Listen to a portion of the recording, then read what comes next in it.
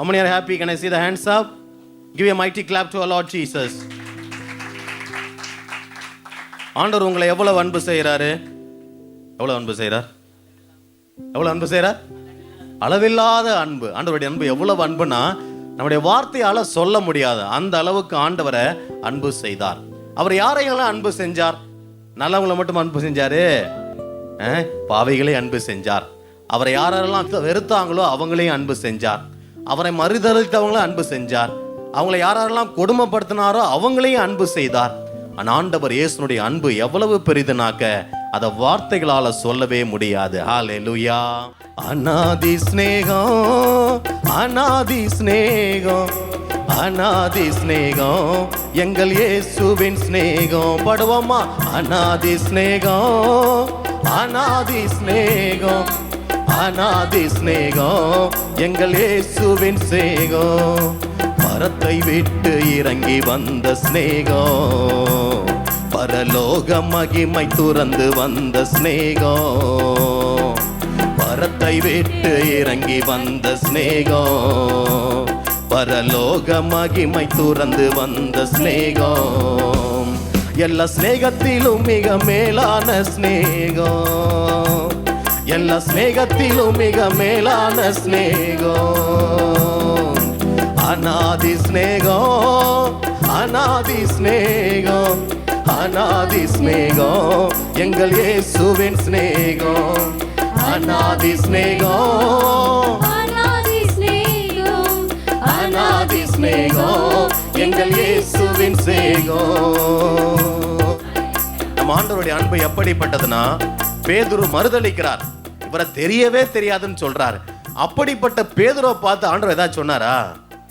திரும்பி பார்த்தார் அப்படின்னு தான் பைபிள் சொல்லுது. அவர் பார்த்த ஒரு பார்வை தான் பார்த்தார். ஐயா, பேதுரு வெளியே போய் மனம் வெதும்பி அழுதார் என்று வேதம் சொல்லுது. எந்த அளவுக்கு ஆண்டவர் பேதுருவை அன்பு செஞ்சாருன்னா, அந்த பேதுரு தப்பு செஞ்ச போது கூட அவரை ஒதுக்கல, அவரை தேடி வரார், அன்போட பார்க்கிறார். நீ மனம் மாற மாட்டாயா என்று சொல்லி உள்ளத்திலிருந்து ஆழத்திலிருந்து அன்போடு அந்த பேதுருவை உற்று பார்க்கிறாரு. இதனால பேதுரு மனம் திரும்பி ஆண்டவர் இயேசுவை பின்தொடர ஆரம்பிக்கிறார். ஹல்லேலூயா, ஹல்லேலூயா. யூதாஸ் ஆண்டவரை மறுதலிச்சாலும், அவரை காட்டி கொடுத்தாலும் ஆண்டவர் அந்த யூதாஸை அன்பு செஞ்சார். அந்த மகன் மனம் திரும்பணும்னு சொல்லிட்டு அவர் ஆசைப்பட்டார். அதனாலதான் அந்த கடைசி ராவண வேலையில இந்த யூதாஸை பார்த்து, இப்பவாவது நீ மனம் திரும்ப மாட்டியான்னு சொல்லிட்டு அந்த அப்பத்தை தொட்டு அவனுக்கும் கொடுக்கிறார். இந்த உண்டு நீ மனமாறு என்று சொல்லி அவனுக்கு ஒரு அழைப்பை விடுக்கிறார். இப்படி யாரெல்லாம் ஆண்டவர் அழைச்சாரோ அவங்களையெல்லாம் ஆண்டவர் தேடி போய் அன்பு செய்கிறார். ஹல்லேலூயா, ஹல்லேலூயா. ஒவ்வொன்றா பார்ப்போம் இந்த பகுதியில. நீ இறைச்செய்தியில ஒவ்வொருத்தரும் ஆண்டவர் எப்படிலாம் அன்பு செய்யறார், உங்களை எந்த அளவுக்கு அன்பு செய்யறார் என்று சொல்லி நம்ம சிந்திக்க போறோம். ஒரு சில நினைக்கலாம், என் வாழ்க்கையே வீணா போயிடுச்சு, I feel completely empty within, I have no presence of God at all in my heart, I feel really empty, there is no one loves me. And today Jesus tells you He is there for you. I love you, I am there for you, and I love you so much. If God could love so many of the disciples who went away from Him, He will surely love you and bless you today. Hallelujah, hallelujah. அதனால என்ன இப்படி ஆயிடுச்சு, ஏன் வாழ்க்கை இப்படி ஆயிடுச்சுன்னு சொல்லிட்டு எல்லாத்தையும் மனம் உடைஞ்சு போகாம, இன்னைக்கு ஆண்டவரே உம்மை நான் மீண்டுமா நாடி தேடி வரேன், உன் பிரசன்னத்துல முழுமையா ஒப்பு கொடுக்கிறேன்ப்பா, என்னை நீங்க ஆசீர்வதிங்கன்னு சொல்லிட்டு உங்களை முழுமையா ஒப்பு கொடுத்து நீங்க ஜெபிச்சீங்கனாக்க, இன்னைக்கு நீங்க வீட்டுக்கு போகும்போது ஆண்டவருடைய அன்பால ஆட்கொள்ளப்பட்டு வீட்டுக்கு போவீங்க. ஹல்லேலூயா. சரி, இன்றைய இறைச்செய்தியாக ஆண்டவர், நான் உன்னை ஒருபொழுதும் கைவிட மாட்டேன். என்ன செய்தி? நான் உன்னை ஒருபொழுதும் கைவிட மாட்டேன்.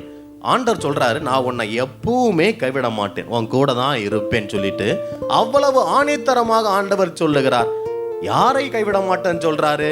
வாசி கேட்போம். எபிரேயர் புத்தகம் 13ஆம் அதிகாரம் 5வது வசனம். பொருள் ஆசையை விலக்கி வாழுங்கள், பொருள் ஆசையை விலக்கி வாழுங்கள், உள்ளதே போதும் என்றிருங்கள், உள்ளதே போதும் என்று இருங்கள். ஏனெனில் நான் ஒருபோதும் உன்னை கைவிட மாட்டேன், ஏனெனில் நான் உன்னை ஒருபொழுதும் கைவிட மாட்டேன், உன்னை விட்டு விலக மாட்டேன், உன்னை விட்டு விலகவும் மாட்டேன் என்று கடவுளே கூறியிருக்கிறார். ஹல்லேலூயா. ஆண்டவர் சொல்றாரு, பொருள் ஆசையை விலக்கி வாழுங்கள். இன்னைக்கு நம்ம வாழுற உலகத்துல மனுஷனுக்கு ஏராளமான ஆசைகள் இருக்கின்றன. அதுல முக்கியமான ஆசைகள் 5 பெரும் ஆசைகள், 5 பெரும் ஆசைகள் சொல்லுவாங்க. 5 பெரும் ஆசைகள் அது என்னென்ன ஆசைகள்? பண ஆசை, பதவி ஆசை, பொருள் ஆசை, சொத்தாசை, உடல் ஆசை. இந்த ஹீப்ரூஸ் 13:5 இதுல ஒரு ஆசையை பற்றி ரொம்ப விளக்கமா சொல்லப்படுகின்றது. நான் யாரை விட்டு ஒருபொழுதும் கைவிட மாட்டேன், யாரை நான் ஒருபொழுதும் கைவிட மாட்டேன்னு சொல்றாருன்னா, யாருக்கிட்ட பொருள் ஆசை இல்லையோ அவர்களை நான் ஒருபொழுதும் கைவிட மாட்டேன். இந்த வசனம் எல்லாம் படிச்சு பார்த்தீங்கன்னா தெரியும். பொருள் ஆசையை விலக்கி வாழுங்கள், நான் உன்னை ஒருபொழுதும் கைவிட மாட்டேன். அப்பனா என்ன? யாரெல்லாம் ஆண்டவரையே நம்பி அவர் மீது அன்பு கொண்டு வாழுறாங்களோ அவர்களை நான் ஒருபொழுதும் கைவிட மாட்டேன் அப்படின்னு ஆண்டவர் சொல்றார். ஹல்லேலூயா. அப்ப 5 பெரும் ஆசைகள். அது ஒண்ணு ஒண்ணா சொல்ல போறேன். ஒன்னாவது பண ஆசை. பண ஆசை நல்லதா கேட்டதா? பணம் நம்ம வாழறதுக்கு தேவையா தேவையில்லையா? கண்டிப்பா இந்த உலகத்துல வாழறது நம்ம எல்லாருக்குமே என்ன தேவை? காசு இல்லாம நீங்க வந்திருக்கே முடியாது. ஆட்டோவுக்கு, ட்ரெயினுக்கு, பஸ்ஸுக்கு கண்டிப்பா காசு கொடுத்தாதான் அவன் இங்க வந்து உடனே இறக்கி விடும். அப்ப இந்த உலகத்துல வாழறதுக்கு காசு பணம் தேவைதான். ஆனா பண ஆசை என்பது அது அதை விட கொடுமையானது, உன் உயிரையே எடுக்கக்கூடியது. பைபிள்ல நிறைய உதாரணங்கள் இருக்கின்றன. 1-2 உதாரணத்தை மட்டும் இந்த பண ஆசையை யார் யாரு கொண்டிருந்தாங்களோ அதை பற்றி இப்ப தியானிப்போம். யூதாஸ். யோவான் 12ஆம் அதிகாரம் 6வது வசனத்தை வாசியுங்க. ஏழைகள் பால் கொண்டிருந்த அக்கறையினால் அல்ல, மாறாக அவன் ஒரு திருடனாய் இருந்ததால் தான் இப்படி கேட்டான். இந்த யூதாஸ் பண ஆசை கொண்டவனாக இருந்தான் பைபிள் சொல்லுது. யூதாஸ் ஆண்டவருடைய சீடர்களில் ஒருவன். யூதாஸ் ஆண்டவருடைய சீடர்கள்ல ஒருவன். ஆண்டவரையே பின்பற்றி நடந்தான். இயேசு போற இடத்துக்கெல்லாம் போனான். இயேசு செய்யற அற்புதங்கள் எல்லாம் பார்த்தான். இதையெல்லாம் பார்த்தாலும் யூதாஸினுடைய மனம் யார் மேல இருந்துச்சு? பணத்து மேலதான் இருந்துச்சு, ஒழிய ஆண்டவர் மீது இல்ல. அதனால பைபிள் சொல்லுது, ஆண்டவர் இந்த மணி பேக்கை யூதாஸ்கிட்ட தான் கொடுத்தார். அவ்வப்போது யூதாஸ் இந்த மணி பேக்ல இருந்து காசை எடுத்துக்குவானாம். அப்ப ஆண்டவர் கூட இருந்தாலும் யூதாசனுடைய இதயம் யார்கிட்ட இருந்துச்சு? பணத்து மேல இருந்துச்சு. அதனாலதான் ஆண்டவரையே 30 வெள்ளிக்காசுக்கு காட்டி கொடுக்கறதுக்கு அவன் ரெடியானான். 30 வெள்ளிக்காசுக்கு ஆண்டவரையே காட்டி கொடுக்க துணிஞ்சிட்டான். அவன நினைச்சான்னா நமக்கு காசு கிடைச்சிரும், ஆண்டவர் எப்படியாவது தப்பிச்சுக்குவாருன்னு சொல்லிட்டு காசை வாங்கிட்டு காட்டி கொடுப்பதற்காக துணிகின்றான். அதனால என்ன நடந்துச்சு? சாத்தான் அந்த குறித்த நாள் வரை யூதாஸ் கூட இருந்து இயேசுவை காட்டி கொடுத்த பிற்பாடு யூதாஸை கொடுமையான ஒரு கில்ட் ஃபீலிங்ல போட்டுட்டு வெளியே போயிட்டான். இதை தாங்க முடியாம இந்த காசை தூக்கின்னு போய் யூதாஸ் அந்த யூத தலைவர்கள் மத்தியில எரிஞ்சிட்டு போய் தூக்கு போட்டு செத்துட்டான். காசின் மீது ஆசை கொண்டிருந்த அந்த யூதாஸ் அந்த காசாலேயே அழிந்தான், பணத்தாலேயே அழிந்து போனான். ஹல்லேலூயா. அருமையான பிள்ளைகளே, உங்க எல்லாருக்குமே காசு தேவை. ஆனா காசு தான் அந்த உலகத்துல எல்லாமே சொல்லிட்டு ஒரு நாள் நீங்க நினைக்கவே கூடாது. இந்த வாலிப வயசுல you got to choose your field carefully, not for the sake of money but for the sake of Jesus, to live a good life in this world. இந்த உலகத்துல வாழுற வரையும் நல்ல வாழ்க்கை வாழணும். காசுக்காக அல்ல, இயேசுவுக்காக. ஹல்லேலூயா, ஹல்லேலூயா. யாரெல்லாம் இயேசுவை தேடி இயேசுவுக்காக வாழுறாங்களோ அவங்களுக்கு செல்வத்துக்கு மேல செல்வம் வந்து சேரும். ஒரு குறையும் இல்லாம ஆண்டவர் அவர்கள் ஒவ்வொருத்தரையும் பாதுகாப்பார். ஹல்லேலூயா. இந்த நாள்ல உன் இதயத்துல இந்த 5 ஆசைகள் இருக்குதான்னு கண்டுபிடிக்கணும். முதல்ல பண ஆசை, லவ் ஆஃப் மணி. இது உன் உள்ளத்துல இருக்குதா? இருந்த ஆண்டவரே இதை எடுத்து போடுங்க, என் உயிரை நான் இழக்கிறதுக்கு முன்பாக உம்மீது எனக்கு ஆழமான அன்பை கொடுங்கன்னு சொல்லிட்டு கேட்கணும். நிறைய வாலிபர்கள் கேட்டா நீ என்ன ஆகணும்? நான் நல்ல வேலையில் அமையணும், டாலரா சம்பாதிக்கணும், லட்சமா சம்பாதிக்கணும், அது கட்டணும் இது கட்டணும் சொல்லிட்டு காசு காசு காசுன்னு சொல்லிட்டு காசுன்னு அலையிற பிள்ளைகள் ஏராளம் பேர் இருக்கிறாங்க. சின்ன பிள்ளைகள் இருந்து ஒரு சில திருடுகிற பழக்கத்துக்கே போயிடுறாங்க. தெரியுமா? காசை பார்த்தா அவங்களால சும்மா இருக்க முடியாது. அப்பா அம்மா பர்ஸ்ல இருந்து பணம் எடுக்கிறது, இப்படி தவிர ஃப்ரெண்ட்ஸுங்க பையில இருந்து, ஸ்கூல்ல காலேஜ்ல சொல்லிட்டு திருடுகிற பழக்கம் சின்ன வயசுல இருந்து வருது. அப்ப இப்படிப்பட்ட பண ஆசை உங்க உள்ளத்துல இல்லாதவாறு நீங்கள் பார்த்துக்கணும். பைபிள்ல இன்னொரு உதாரணம் இருக்குது. Ananias, Acts of the Apostles chapter 4 verse 32 onwards. Ananias, Sapphira அப்படி என்று சொல்லி ஒரு தம்பதியர் இருக்கிறாங்க. ஆதி திருச்சபையில் என்ன நடந்துச்சு? எல்லா சீடர்களும் தமக்குரிய சொத்தையெல்லாம் வித்து சீடர்களுடைய பாதத்துல வச்சு இந்த காசை யாராருக்கு தேவையோ எல்லாருக்கும் பகிர்ந்து கொடுங்க அப்படின்னு சொல்லிட்டு சொத்தையெல்லாம் வித்துட்டு இந்த சீடர்கள் கூட தங்கி இருக்க ஆரம்பிச்சுட்டாங்க. பாருங்க எந்த அளவுக்கு முதல் ஆதி திருச்சபையில சீடர்கள் இயேசுவின் மீது அன்பு கொண்டிருந்தாங்கன்னா சொத்தெல்லாம் வித்துட்டாங்க. நீங்க விப்பீங்களா? ஒரு தியானத்துக்கு போறத உங்க சொத்தை விப்பியா? இயேசுவை ஃபாலோ பண்றதை உங்க வீட்டுல வித்து விப்பீங்களா? நிச்சயமா விற்க மாட்டீங்க. ஆதி திருச்சபை நடந்துச்சு. அவங்கள்ட்ட ஏழைன்னு யாருமே கிடையாது, அவங்கள்ட்ட பணக்காரங்களும் யாருமே கிடையாது. ஏன் தெரியுமா? அவங்களுக்கு ரொம்ப முக்கியமா தெரிஞ்சது யாருன்னாக்க இயேசு. இந்த பொக்கிஷத்தை நான் பெற்றுக்கொள்வதற்காக எனக்கு சொத்து வேணா ஒண்ணு வேணான்னு சொல்லிட்டு எல்லாவற்றையும் விட்டு சீடர்கள் பாதத்துல வச்சாங்க. அதே போல இந்த அனனியா சஃபீரா இந்த 2 பேர், இந்த தம்பதியர் தங்களுடைய சொத்தை வித்து சீடர்களுக்கு கொடுக்கறதுக்காக நினைச்சு போனாங்க. சொத்தை வித்துட்டாங்க. வித்து காசு கையில வர வரையும் அவங்க நல்லா இருந்தாங்க. கையில அந்த காசை பார்த்ததையும் அவங்க என்ன நினைச்சாங்க? எல்லா காசையும் சீடர்கள்ட்ட கொடுத்துட்டா நம்ம என்ன ஆவறது? நமக்கு ஒரு தலைவலி ஜோரம் அப்படின்னு உடம்பு சரியில்லாம போயிட்டா நம்மள யாரு பாத்துக்குவா சொல்லிட்டு இந்த காசுல கொஞ்சம் நமக்குன்னு வச்சுக்குவான். மீதி காசை எட்டுன்னு போய் என்ன கொடுக்கலாம்? சீடர்கள்ட்ட இதுதான் எங்க சொத்துடைய காசுன்னு சொல்லி கொடுத்துடலாம் அப்படின்னு சொல்லிட்டு முடிவு பண்றாங்க. எப்ப முடிவு பண்றாங்க? எப்ப காசை கண்ணால பார்த்தாங்களோ அந்த நேரத்துல சாத்தான் இவங்க உள்ளத்துல நுழையிறான். நல்லா கவனிங்க. யூதாசு உள்ளத்துல சாத்தான் நுழைஞ்சான். பண ஆசையை கொடுத்தான். அவன் தூக்கு போட்டு செத்துட்டான். இப்ப பாருங்க, அதே சாத்தான் யாருடைய உள்ளத்துல நுழையிறான்? அனானியா சாஃபிரோட உள்ளத்துல நுழையிறான். இந்த காசுல கொஞ்சம் எடுத்து வச்சுக்கோன்னு சொல்லிட்டு. அப்ப இந்த பண ஆசையை இந்த அனானியாவுக்கு சாத்தான் கொடுக்கறான். அப்ப காசை மறைச்சு வச்சுக்கிறாங்க. எட்டுன்னு போய் மீதி காசை இந்த அனானியா போய் பேதுருவு காலில் வச்சு இதுதான் எங்க சொத்தை வித்த காசுன்னு சொல்லிட்டு கொடுக்குறாரு. பேதுருக்கு தெரியுமா தெரியாதா? இதுதான் முழு காசு, எல்லா பாதி தான் எட்டு வந்திருக்காங்க. தெரியுமா தெரியாதா? அவர்கள் ஆண்டவருடைய ஆவியால் நிரப்பப்பட்டிருந்தாங்க. இப்ப பேதுருக்கு நல்லாவே தெரியுது இவங்க பொய் சொல்றாங்கன்னு சொல்லிட்டு. அப்ப பேதுரு கேட்கிறாரு, இவ்வளவுக்கு தானே உன் சொத்தை வித்த அப்படின்னு கேட்கிறாரு. அதுக்கு இந்த அண்ணனே என்ன பதில் சொல்லிருக்கணும்? எங்களுக்குன்னு கொஞ்சம் காசை நாங்க எடுத்து வச்சிருக்கிறோம், எங்களுக்கு கொஞ்சம் தேவையில்லை, மீதியை வச்சிருக்கிறோம், இதை வச்சு உங்க செலவுக்கு பாத்துங்க அப்படின்னு சொல்லி இருந்தா இவர் செத்துருப்பாரா? நீ பொய் சொல்வதாய் இங்கே நீ மடிந்து போவாய். அந்த இடத்திலேயே அனானியா விழுந்து செத்து போறாருங்க. நான் சொல்ல அதே இடத்துல ஒரு பொய் தான் சொன்னாரு. அதே இடத்துல அந்த அனானியா விழுந்து செத்து போறான். அங்க இருந்தவங்க அந்த அனானியா எட்டுன்னு போய் புதைச்சிட்டு திரும்பி வர்றதுக்குள்ள இவருடைய மனைவி வராங்க. வர மனைவிக்கு என்ன நடந்துச்சுன்னே தெரியாது. அந்த அம்மா வருது, ரொம்ப சந்தோஷமா வருது. பேதுரு ரொம்ப அப்ரிஷியேட் பண்ணுவாரு, நம்ம சொத்தெல்லாம் வித்து காசை கொடுத்துட்டோம் அப்படின்னு சொல்லிட்டு சந்தோஷமா வர்றதை பார்த்துட்டு பேதுரு அந்த அம்மாவை கூப்பிட்டு கேட்கிறாரு, என்னம்மா சொத்தை இவ்வளவுக்கு தானா வித்தீங்க அப்படின்னு கேட்கிறேன். அந்த அம்மா என்ன சொல்லியிருக்கணும்? உண்மையை சொல்லியிருக்கணும் இல்லையா? கொஞ்சம் காசை எங்களுக்காக எடுத்து வச்சிருக்கிறோம், மீதி காசை ஊழியத்துக்காக கொடுக்குறோம்னு சொல்லிட்டு உண்மையை சொல்லியிருந்தா அவங்களும் தப்பிச்சு இருப்பாங்க. இந்த அம்மாவும் சொல்றாங்க இவ்வளவுக்கு தான் சொத்தெல்லாம் வித்து அப்படின்னு சொல்லிட்டு அவங்களும் போய் சொல்றாங்க. நன்றாகவே சாத்தான் உன் உள்ளத்தையும் ஆட்கொண்டு விட்டான். உன் கணவனை அடக்கம் செஞ்சவங்க திரும்பி வந்துனே இருக்காங்க, உன்னையும் அடக்கம் செய்யறது தூக்கின்னு போக போறாங்கன்னு சொன்ன உடனே அந்த அம்மாவும் அதே இடத்துல விழுந்து செத்து போச்சு. சாதாரண ஒரு பொய் தாங்க. இதான் சாத்தானுடைய trick. The trick of the Satan is to cover your heart with the desire of money. காசை காட்டி இன்னைக்கு அநேகரை சாத்தானானவன் பாவத்துல விழ வைக்கிறான், பாவத்துல விழ வைக்கிறான். ஒரு நாளும் the desire of money, பண ஆசை உங்க உள்ளத்துல இல்லாதவாறு நீங்கள் பார்த்துக்கணும். ஹல்லேலூயா, ஹல்லேலூயா. எங்க அம்மா அப்பாவுக்கு வசதி இல்லையே, எங்களுக்கு அவ்வளவு காசு இல்லையே, எங்களுக்கு ஒரு நல்ல ஜீன்ஸ் பேண்ட், ஒரு நல்ல துணி எடுக்குவோம், கிறிஸ்துமஸ்க்கு ஈஸ்டருக்கு பர்த்டேன்னு சொல்லிட்டு துணி எடுக்க வசதி இல்லையேன்னு சொல்லிட்டு ஒரு நாள் என்ன செய்யக்கூடாது? நினைக்கவே கூடாது. ஹல்லேலூயா. உனக்கு எவ்வளவு தேவையோ அந்த அளவுக்கு ஆண்டவர் உனக்கு கொடுத்திருக்கிறார். இனிமேல் அவர் உனக்கு கொடுக்கணும். நான் யாரை நம்பி இருக்கணும்?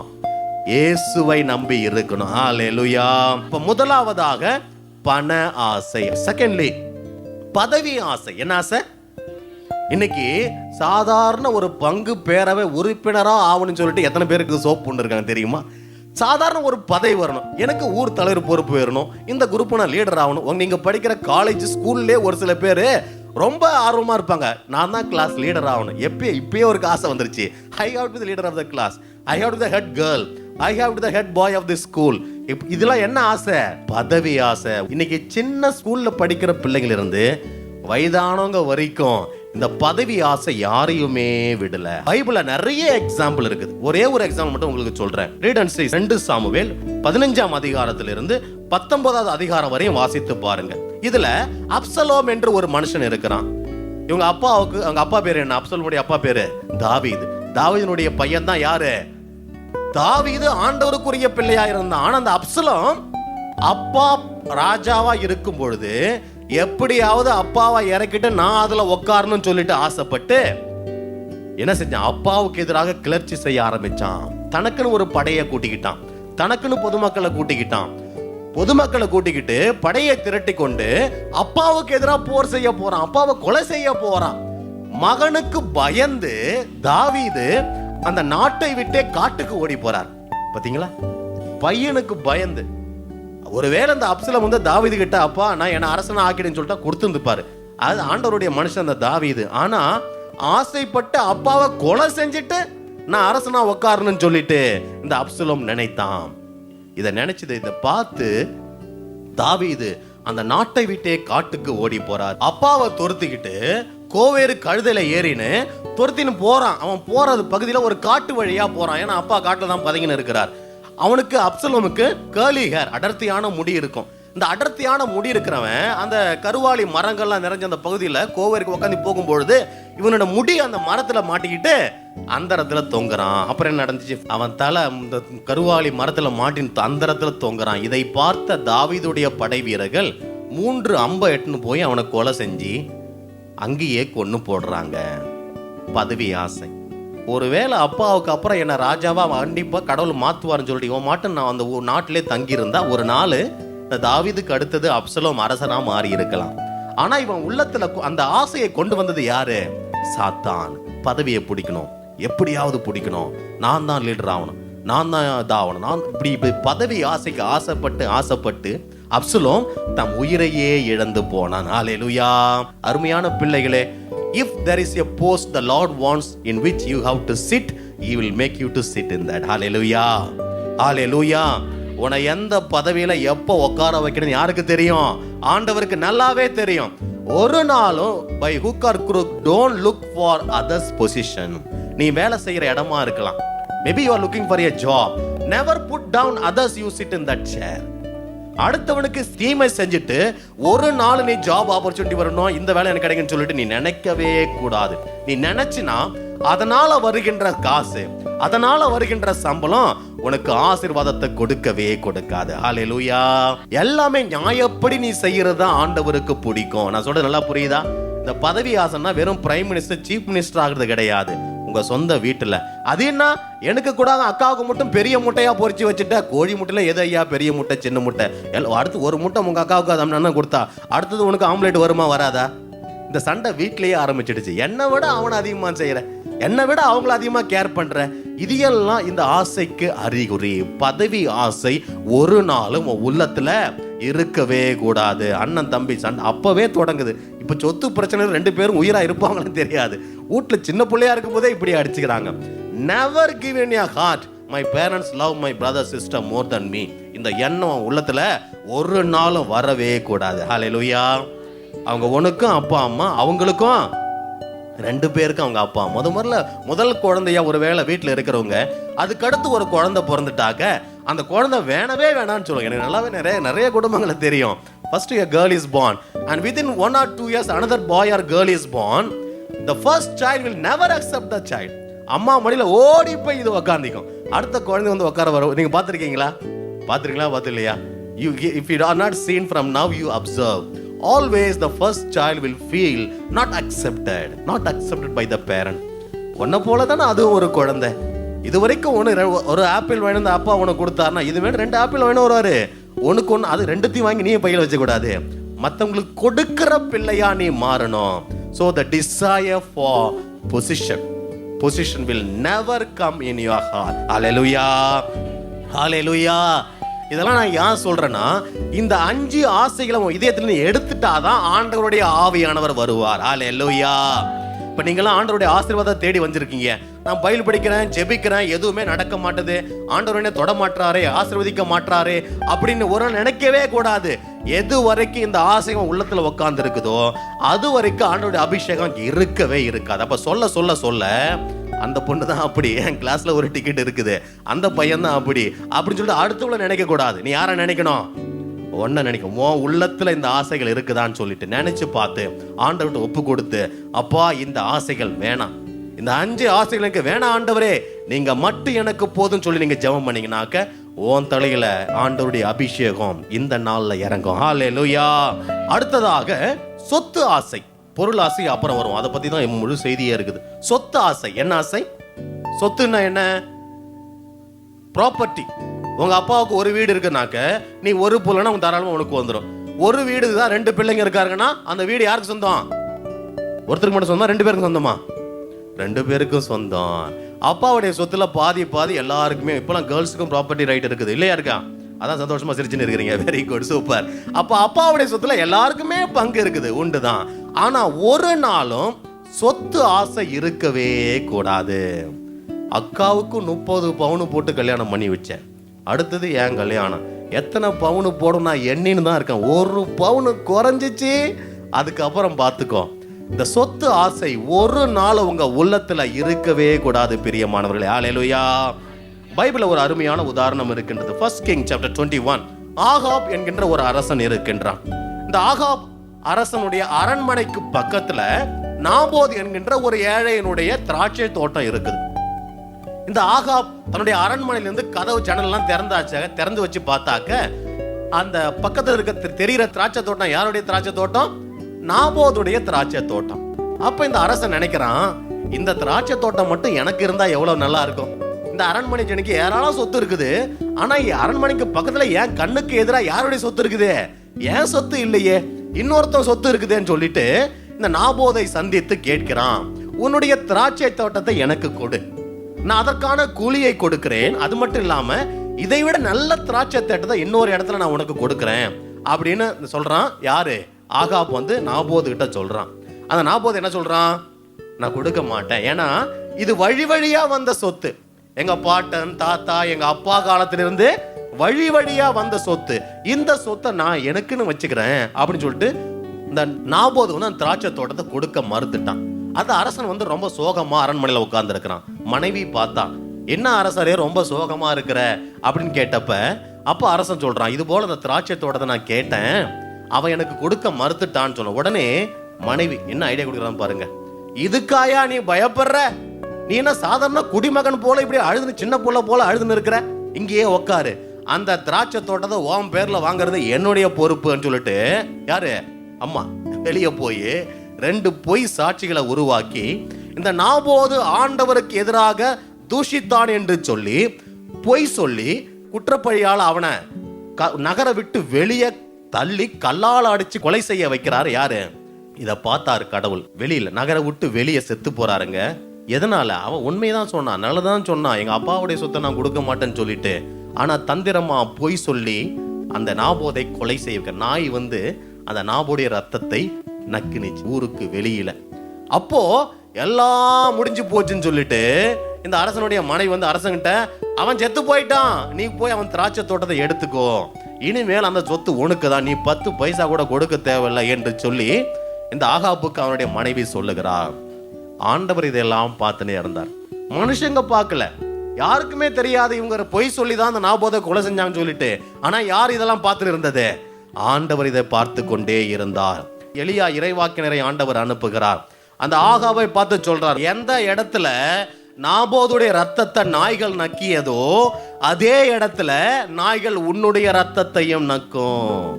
அதே போல சண்டையில இந்த ஆகாப் அரசன் கொலை செய்யப்பட்டு அனாதையாக வெளியில கிடக்கிறான். நாய்கள் அவனுடைய ரத்தத்தை நக்கியனை. தொடர்ந்து வாசித்து பார். 1 King chapter 21 onwards அந்த பகுதியை முழுசா வாசித்து பார். ஒருவேளை இந்த திராட்சை தோட்டம் பேனா நாபோதே வச்சுக்கிட்டா போறான்னு சொல்லிட்டு இந்த ஆகாப் கொஞ்சம் தாராள மனசு உடையவனா இருந்திருந்தா அவன் செத்து போயிருப்பானா? செத்து போயிருக்க மாட்டான். சொத்து ஆசை, the desire for property brought Ahab's life to the end. Hallelujah. அடுத்ததாக உடல் இன்பத்தின் ஆசை, உடல் இச்சையின் ஆசை. இந்த உடல் இச்சையின் ஆசை மற்ற ஆசைகளை விட ரொம்ப கொடூரமானது, ரொம்ப கொடுமையானது.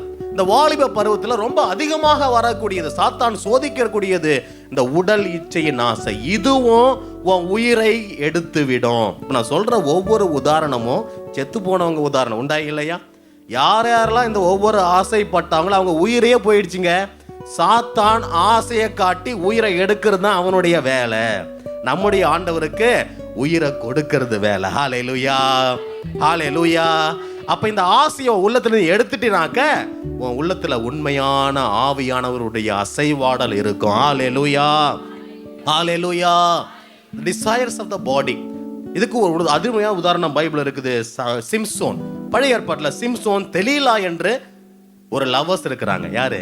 வாலிப பருவத்துல ஆண்டவரால் தேர்ந்தெடுக்கப்பட்ட மகன் யாரு? இந்த சிம்சோன். இந்த சிம்சோன் சொந்த நாட்டு பொண்ணை லவ் பண்ணல. எந்த நாட்டு பொண்ணை லவ் பண்ணா? பிலிஸ்திய நாட்டை சேர்ந்த, பிலிஸ்திய நாடு யாரு? இஸ்ராயல் தேசத்தோடு சண்டை போடுற நாடு. இஸ்ராயல் தேசத்தோட சண்டை போடுற நாடு. அந்த பிலிஸ்திய தேசத்தில் இருக்கிற ஒரு பொண்ணு தெலீலா, அந்த பொண்ணை லவ் பண்றான். உடல் இச்சைக்கு அடிமைப்பட்டு போறான். இந்த சிம்சோனுக்கு ஆண்டவர் எவ்வளவு வலிமை கொடுத்திருந்தார்னா, சாதாரண கழுதை தாடை எலும்பை எடுத்து ஆயிரக்கணக்கில் பிலிஸ்தியரை கொன்று போட்டான். நரிகளை பிடிச்சு ஒவ்வொரு வாளையும் கட்டி அதுல தீ வச்சு பிலிஸ்தியருடைய எல்லா நிலங்களையும் அழித்து போட்டான். இந்த ஒரு மனுஷன் சிம்சோன் மீது இருந்த வல்லமை, அவ்வளவு பெரிய வல்லமை. பிலிஸ்திய நாடு முழுசும் இஸ்ராயல் தேசத்தை எதிர்த்து வாழ அஞ்சினாங்க. இந்த ஒரு மனுஷனால சிம்சோன் அவ்வளவு வல்லமையை, அபிஷேகத்தை ஆண்டவர் சிம்சோனுக்கு கொடுத்திருந்தோம். எந்த ஆசையால சாத்தான் சிம்சோனை கவர்ந்து இழுத்தான்? பெண் ஆசை, உடல் ஆசை, உடல் இச்சையின் ஆசை. அப்ப பாவம் செஞ்சு இந்த பெண்ணோட அவன் பாவத்துல கிடக்குறான். அப்ப அந்த பொண்ணு கேட்கறான், மடியில படுக்க வச்சுக்கிட்டு, உனக்கு இவ்வளவு வல்லமை வருது எங்க இருந்து எனக்கு சொல்ல மாட்டியா அப்படின்னு கேட்கறான். இந்த சிம்சோன் 2-3 தடவை போய் சொல்றாரு, அது இதுன்னு சொல்லிட்டு.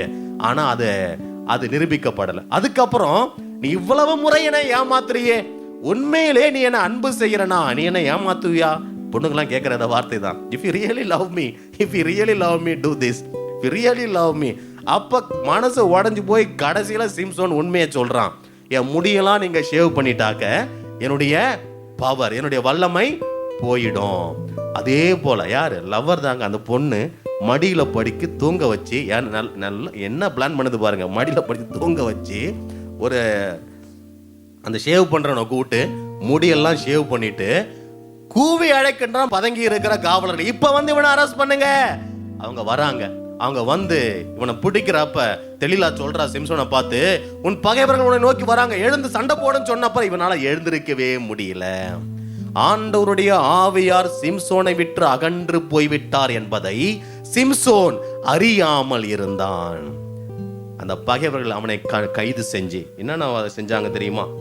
Judges 16:15 onwards. பிலிஸ்தியர் அவனை பிடித்து அவன் கண்களை தோண்டி எடுத்து சிறை பிடிக்க வச்சு சிறையில மாவாட்ட வைக்கிறாங்க. தன்னுடைய சக்தியெல்லாம் இழந்து ஒரு அரசனா இருந்தவன், இஸ்ராயல் தேசத்துக்கு அதிகாரத்தோட ஆளுகை செஞ்சவன், கைதியா நல்ல கண்கள் புடுங்கப்பட்டு சிறையில மாவரைச்சு இருக்கிறான். எவ்வளவு வேதனையான ஒரு சூழ்நிலைக்கு சாத்தான் இந்த சிம்சோனை உடல் இச்சையின் ஆசையால் ஆசை காட்டி அவனை முழுமையாக ஆட்கொண்டு விட்டான் பாருங்க. கடைசியில அந்த வசனத்தை தொடர்ந்து படிச்சு பார்த்தீங்கன்னா தெரியும், சிம்சோனுடைய முடி என்ன ஆகுது? வளர ஆரம்பிக்குது. முடியை வழிச்சதால வல்லமை போயிடுச்சு. முடி திரும்ப வளர்ந்தா வல்லமை வரும்னு சொல்லிட்டு அவனுக்கு தெரியல.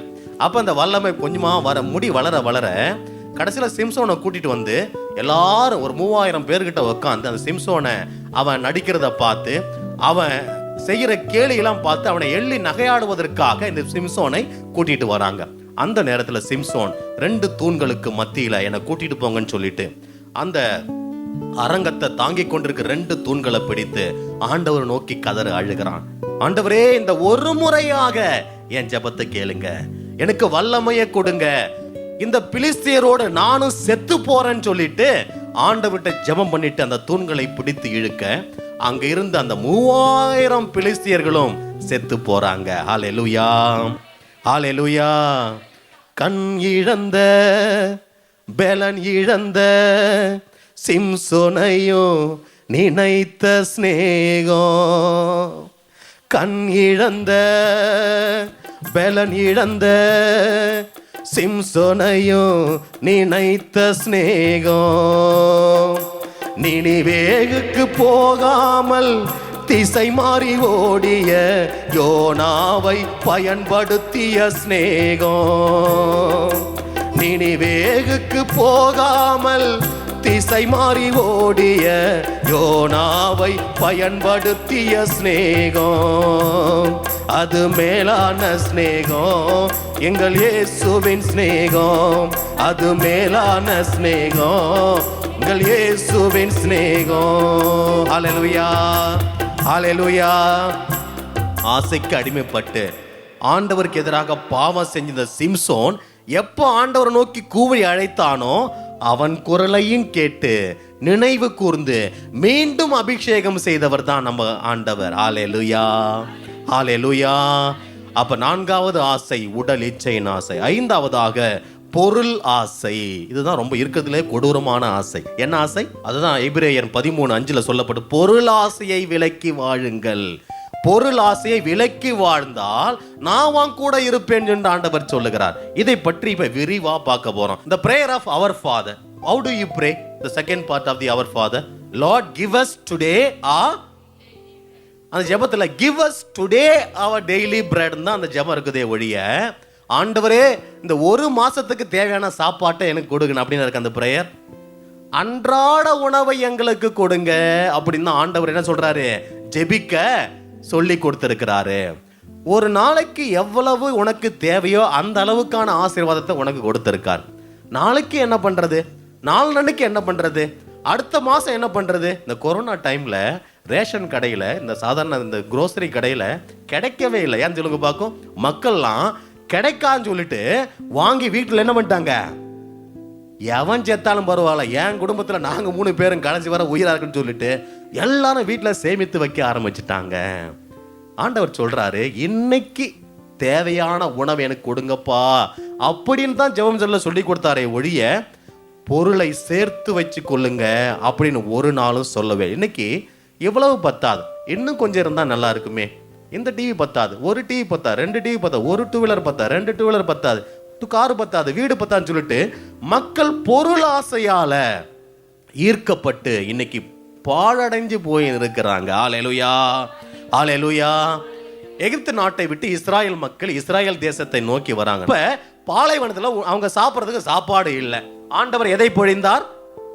மன்னாவை பொழிந்தார். அந்த மன்னாவை பொழியும் போது ஆண்டவர் என்ன இன்ஸ்ட்ரக்ஷன் கொடுக்கிறாருன்னா, அந்த நாளுக்கு எவ்வளவு மன்னா உனக்கு தேவையோ அதை மட்டும் நீங்க சேகரித்து எடுத்துட்டு வாங்க, அதை சமைச்சு கேக்கா செஞ்சு நீங்க சாப்பிடுங்க, அதுக்கு மேல நீங்க சேகரிக்க வேண்டாம் அப்படின்னு சொல்றார். இதுலே ஆசை கொண்ட ஒரு சிலர் சொல்றாங்க, இது பத்தாதே, நாளைக்கு இன்னைக்கே சேர்த்து வச்சுக்கலாம், நாளைக்கு இவ்வளவு தூரம் வந்து நம்ம மண்ணா கலெக்ட் பண்ண தேவையில்லைன்னு சொல்லிட்டு ஒரு சிலர் செஞ்சு பண்ணாங்க, கொஞ்சம் அதிகமாகவே சேகரிச்சு எடுத்து வந்து வீட்டில் வச்சாங்க. அந்த மண்ணா அடுத்த நாள் நல்லா இருந்துச்சா? புழு பிடித்து போனதுன்னு பைபிள் சொல்லுது. வாசிங்க புக் ஆஃப் எக்ஸோடஸ் சாப்டர் 16:20. விடுதலை பயணம் 16ஆம் அதிகாரம் 20வது வசனம் வாசிங்க. ஆயினும் மோசேக்கு கீழ்ப்படியாமல் ஒரு சிலர் காலை வரை அதில் மீதி வைத்தனர். காலை வரை அதை மீதி வைத்தனர். அது புழு வைத்து நாற்றம் எடுத்தது. மோசே அவர்கள் மேல் சினம் கொண்டார். மோசே அவர்கள் மீது சினம். நல்லா கவனிங்க. அப்ப மோசே சொல்றாரு, நாளைக்கு மன்னா பொழியப்படும்டா, நீ அதிகமா எடுத்துன்னு வராத, ஃப்ரெஷ்ஷா சாப்பிடலாம், இன்னைக்கு தேவையானது மட்டும் உனக்கு போதுன்னு சொல்லியும் மக்கள் என்ன செய்யல, கேட்கல. 2 படிக்கு மேல மன்னாவை சேகரிக்காதுன்னு ஆண்டவர் சொல்றாரு. அதிகமா எடுத்து வந்து காலை வரை மீதி வைத்தாங்க. அது மீதி வைத்த அந்த மன்னா புழு வச்சு நாற்றம் எடுத்தது என்று வேதாகமம் சொல்லுது. ஹல்லேலூயா, ஹல்லேலூயா. அருமையான பிள்ளைகளை, இன்னைக்கு ஒரு சிலர் நான் வெளிநாட்டு வேலைக்கு போகணும், இந்தியாவில் வேலை செஞ்சால் சம்பளம் கம்மியாக இருக்குது, எப்படியாவது கஷ்டப்பட்டு கடனை வாங்கி சொத்தை விற்று வீட்டை விட்டு நான் அமெரிக்காவில் போய் படிக்கணும், அங்கே போய் படிக்கணும்னு சொல்லிட்டு ஆசைக்கு, இந்த மனுஷனுடைய ஆசைக்கு எல்லையே இல்லை ஐயா. எவ்வளவுதான் காசு வந்தாலும் சரி பத்தாது. அம்பானி கூட இன்னைக்கு அவன் வச்சுக்கிற காசு என்ன செய்யல, பத்தாது. அவனுக்கிட்ட இல்லாத காசா இருந்தாலும் பத்தல, ஒரு வீடு பத்தல, இதை விட மாடியில ஒரு வீடு கட்டணும். இன்னைக்கு இந்த பொருள் ஆசையால மக்கள் செத்து கொண்டிருக்கின்றார்கள், மடிந்து கொண்டிருக்கிறார்கள் என்று தான் சொல்லணும். ஹல்லேலூயா, ஹல்லேலூயா. வேதாகமத்தில் ஆண்டவர் சொல்றாரு, தாயின் வயிற்றில் உன்னை தாங்கிய நான் உன் தலைமுடி நரைக்கும் வரையும் தாங்குவேன். ஆண்டவர் சொல்றாரு, உன் தாயோட வயிற்றுல நான் தான் உன்னை தாங்கினேன், உங்க அம்மா உன்னை தாங்கல. யார் தாங்கியது? ஆண்டவருடைய கரம் உன்னை தாங்கியதான். தாயின் வயிற்றில் தாங்கிய நான் உன் தலைமுடியெல்லாம் நரைத்து போகின்ற வரை நான் உன்னை காப்பாற்றுவேன் அப்படின்னு சொல்லுகிறார். கருவறையில் உன்னை காப்பாற்றிய நான் நீ கல்லறைக்கு போறவரை காப்பாற்றுவேன் அப்படின்னு ஆண்டவர் சொல்றார். ஹல்லேலூயா. ஆண்டவர் சொல்றாரா, செய்வாரா செய்ய மாட்டாரா? சொல்றது மனுஷனா கடவுளா? ஆண்டவர் உன்னை தாங்குவேன், காப்பாற்றுவேன், உன் கடைசி வரை உன் கூட இருப்பனா, அவர் செய்வாரா செய்ய மாட்டாரா? நிச்சயமா செய்வார். நீ ஒரு நாளும் கவலைப்பட, ஐயோ எங்க வீட்டுல அது இல்லையே, எங்க வீட்டுல இது இல்லையே, எங்க அப்பாவுக்கு வசதி இல்லையே, என்னை படிக்க வைக்க முடியலையே, எங்க அப்பா ஒன்னும் செய்ய மாட்டாரு, அம்மா இப்படி செய்ய மாட்டாங்கன்னு சொல்லிட்டு ஒரு நாள் நீ அங்கலிக்கவே கூடாது, ஆதாயப்படவே கூடாது. ஆண்டவர் எனக்கு என்ன தேவையோ அதை கொடுத்திருக்கிறான்னு சொல்லிட்டு மன நிறைவோடு இருக்கின்ற பொழுது ஆண்டவர் அநேக ஆசீர்வாதங்களால உங்களை நிரப்புவார். ஹல்லேலூயா, ஹல்லேலூயா.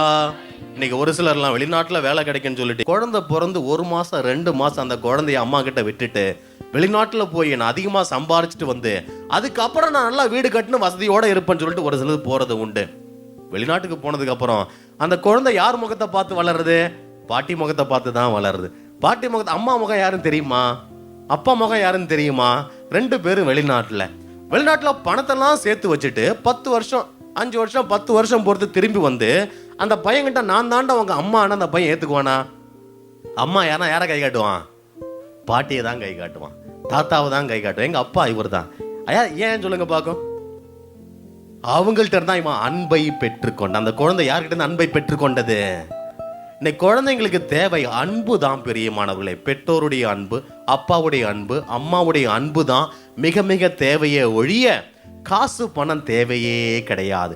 இதெல்லாம் ஆண்டவர் கொடுப்பார், தேவைதான், தேவையான அளவுக்கு அவர் கொடுப்பாரே ஒழிய உன்னுடைய தேவைக்கு அதிகமாக நான் கொடுப்பேன்னு ஒரு நாள் ஆண்டவர் சொல்லதே கிடையாது. ஹல்லேலூயா, ஹல்லேலூயா.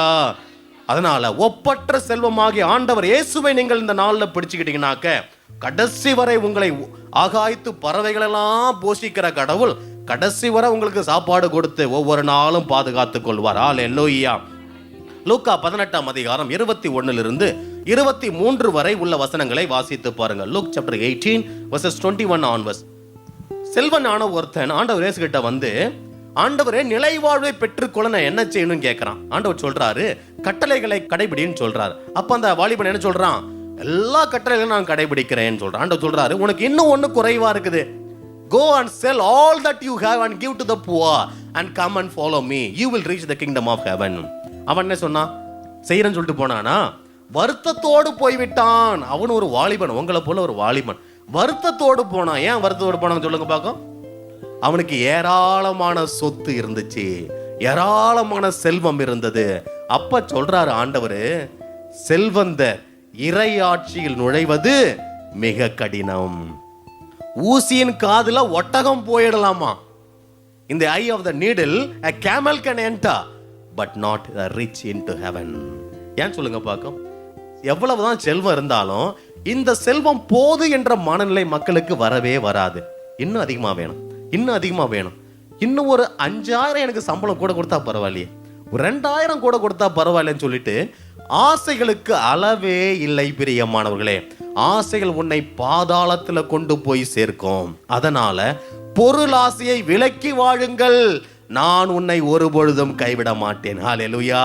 பொருளாசையை விலக்கி வாழுங்கள், நான் உன்னை ஒருபொழுதும் கைவிட மாட்டேன். ஹல்லேலூயா. எதுக்கு பொருளாசை? இந்த பொருளாசை எதுக்கு ரொம்ப ரொம்ப டேஞ்சர் சொல்லுங்க பாக்கும்.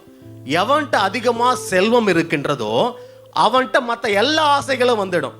பண ஆசை வரும், பதவி ஆசை வரும், அப்புறம் குடிப்பழக்கம், விபச்சாரம், சின்ன வீடு பெரிய வீடு 4-5 வீடு ஏரியா காலனியே வச்சிருப்பாரு ஐயா. இது எல்லாம் வர்றதுக்கு காரணம் எது? அதிகமான சொத்து.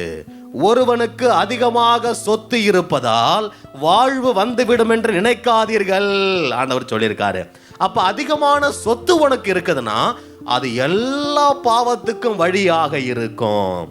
ஐயோ எங்க அப்பா அம்மா இப்படிதான் ஒரு என்னது சால்ல தானே இருக்கிறாங்க, இன்னும் பெரிய ஒரு வீடு கூட கிடையாது, ஒரு இருக்கிறதே 2 ரூம், காலை நீட்டு தூங்கிறது கூட இடம் இல்லையே, நீ நினைக்கவே கூடாது.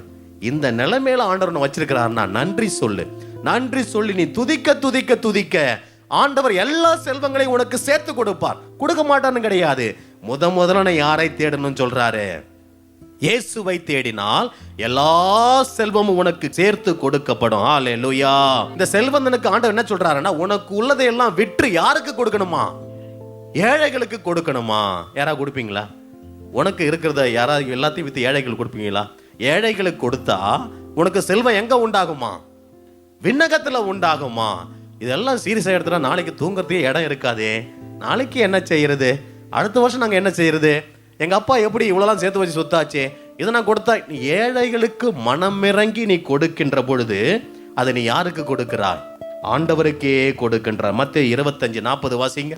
மேத்யூ 25:40.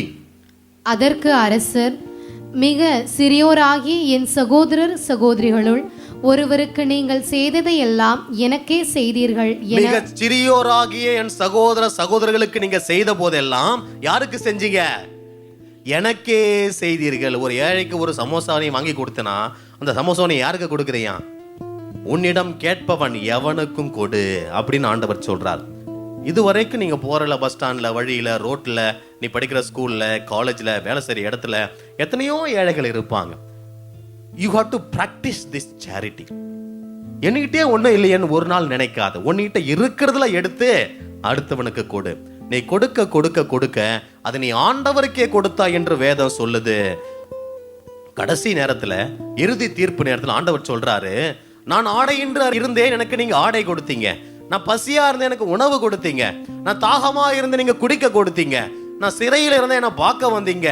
அப்ப இந்த மக்கள் கேட்கறாங்க, எப்ப ஆண்டவரே நீங்க பசியா இருந்தீங்க, தாகமா இருந்தீங்க, சிறையில இருந்தீங்க, நாங்க உங்களை பார்க்கவே இல்லையே அப்படின்னு சொல்றாங்க. அப்போ ஆண்டவர் என்ன சொல்றாரு? இந்த வசனத்தை சொல்றாரு, உங்களுள் சின்னம் சிறியோருக்கு நீங்க செய்த போதெல்லாம் எனக்கே செய்தீர்கள், எனக்கே செய்தீர்கள்.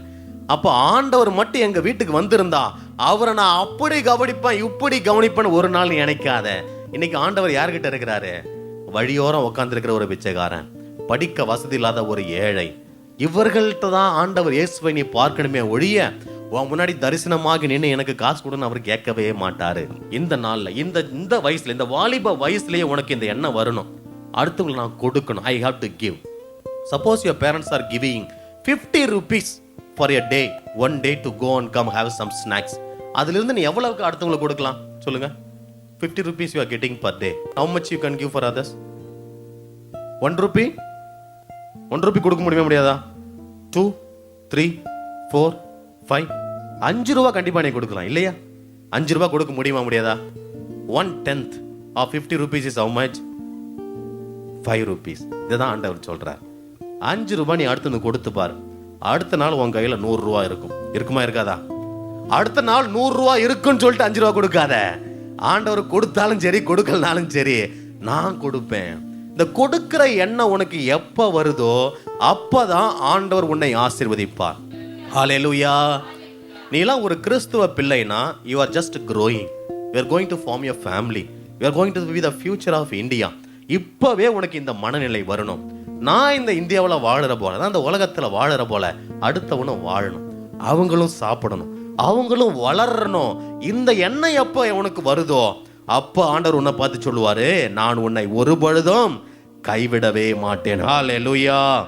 Luke chapter 21 verse 1 to 4.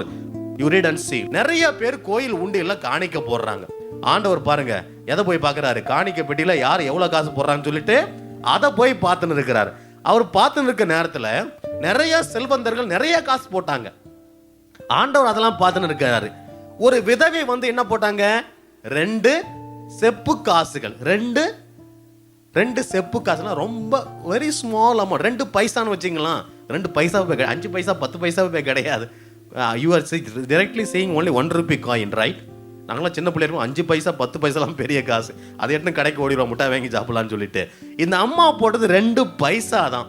இந்த 2 பைசாவை அந்த அம்மா உண்டியில போட்டுச்சு. ஆண்டவர் என்ன சொல்றாரு? இந்த செல்வந்தர்களை விட இந்த அம்மா ரொம்ப அதிகமாக போட்டார்கள் என்று உனக்கு சொல்லுகிறேன் அப்படி என்று. அப்ப சீடர்கள்லாம் பார்க்கறாங்க, அந்த ஐயா கோடி கோடியா உள்ள கொட்டினாரு, ஏசு இந்த விதவையை பார்த்து இப்படி சொல்றாரு அப்படின்னு கேட்கறாங்க. அப்ப ஏசு என்ன சொல்றாரு? அவங்க தங்களுடைய வருமானத்தில் மீதியா இருந்ததை கொடுத்தாங்க. செலவு போவ, வீட்டு செலவு போவ, எல்லாம் போக இவ்வளவு காசு நமக்கு தேவையில்லை, சரி இதுல இருந்து கொஞ்சம் கொடுப்போம் கோயிலுக்குன்னு சொல்லிட்டு கொடுத்தாங்க. ஆனா இந்த அம்மா தன்னுடைய பிழைப்புக்காக வைத்திருந்த அத்தனையும் போட்டு விட்டாள். Praise the Lord. ஹல்லேலூயா. இந்த அம்மா வெறும் காசு தானே போட்டாங்க, சொல்லிட்டா போட்டாங்க, ஆண்டவரே என் பிழைப்பாக வச்சிருந்த எல்லாத்தையும் போடுறேன் உண்டில போடுறேன்னு சொல்லிட்டா போட்டாங்க. ஆனா ஆண்டவர் அந்த அம்மாவுடைய உள்ளத்தை பார்த்தார். நல்லா புரியுதா? புரியலையா? மனிதர்கள் வெளியில என்ன நடக்கிறத பார்க்கறாங்க, ஆண்டவர் உள்ளத்தை பார்க்கிறார். நீ எந்த மனநிலையோட காணிக்க போடுற அதனை பார்க்கிறார். போ எடுத்துன்னு போன்னு சொல்லிட்டு நீ ஒருத்தர் ஏழை கொடுக்க கூடாது. பிச்சைக்கார தினைக்கு வந்து எனக்கு தொந்தரவு பண்றான், நான் 5 ரூபா எடுத்துன்னு போ அப்படின்னு சொல்லி போடுறது ஒண்ணு, மனசார கொடுக்கறது ஒண்ணு. இதை கொடுத்தா எனக்கு குறைஞ்சிடுமே, இவ்வளவு காசன ஏழைகளுக்கோ ஊழியத்துக்கோ மினிஸ்ட்ரிக்கோ கொடுத்துட்டா எங்களுக்கு என்ன செய்யறது? எங்களுக்கு வயசாயிட்டா என்ன ஆகுறது? ஒரு சிக்னஸ் வந்துருச்சு, ஒரு ஆப்ரேஷன் வருது, நாங்க என்ன செய்யறது? எங்க பிள்ளைங்க எங்களை பாதுகாத்துலாம் என்ன செய்யறது? ஒரு முறை ஒரு ஆள் அப்படிதான் சொன்னாரு. அந்த நபருக்கு ஒரே பையன், ரொம்ப செல்வம், நல்லா படிக்க வச்சார், நல்லா படிக்க வச்சு இன்ஜினியரிங் வேற பெங்களூர்ல நிறைய சம்பளம் வாங்கிட்டு இருந்தார். அந்த பையனும் அப்பாவுக்கும் பிரச்சனை ஆயிடுச்சு. அப்போ ஒரு நாள் அந்த அப்பாவை பார்த்து கேட்க ஆரம்பிச்சோம், என்னங்க ஐயா உங்க பையன் நீங்களும் பேசுறது இல்லையாட்டுக்குதே, நீங்க வயசாயிட்டா உங்க பிள்ளை எப்படி உங்களை கவனிச்சுக்குவான், பையனுக்கிட்ட பேச வேண்டியதானே அப்படின்னு சொன்னப்ப அந்த அவர் என்ன சொன்ன தெரியுமா? என் பையனை நம்பி நான் வாழல ஃபாதர், என் பையனை நம்பி வாழல, பக்கத்துல தான் ஓல்டேஜ் ஹோம் இருக்குது, 5 lakhs டெபாசிட் ஏற்கனவே கட்டி ஒரு ரூம் நான் என்ன பண்ணிருக்கேன், புக் பண்ணி வச்சிருக்கிறேன். என்னைக்கு என்னால் நடக்க முடியல நேரா போய் அங்கே அட்மிஷன் ஆயிடுவேன், பேங்க்ல எனக்கு பேலன்ஸ் இருக்கு, என் பையன் தான் எனக்கு சோறு போடுவான்னு நானு நினைக்கிறேன், எனக்கு பிள்ளைய எனக்கு தேவையே இல்லைன்னு சொன்னாரு. இன்னைக்கு பணம் வாழ வச்சிடும், பணம் சோறு போட்டுடும், பணம் எல்லாமே பார்த்துக்குன்னு சொல்லிட்டு மக்கள் இருக்கிறாங்களே ஒழிய மனிதர்கள் எனக்கு வேணும், என் பையன் எனக்கு வேணும், என் பொண்ணு எனக்கு வேணும்னு சொல்லிட்டு பெற்றோர்கள் நினைக்க மாட்டுறாங்க. ஏன் தெரியுமா? இன்னைக்கு இளைய பிள்ளைகள் வளர்ந்து வருகின்ற விதம் அப்படி. நீங்களாம் இன்னைக்கு ஆண்டவரை தேடி வந்திருக்கிறீங்கன்னா உண்மையான உள்ளத்தோட ஆண்டவரை தேடணும். ஆண்டவரே ஏழைகள் மீது அன்பை எனக்கு கொடுங்க, ஏழைகள் மீது அன்பை எனக்கு கொடுங்க, அடுத்தவங்களுக்கு கொடுக்கிற மனசை எனக்கு கொடுங்க.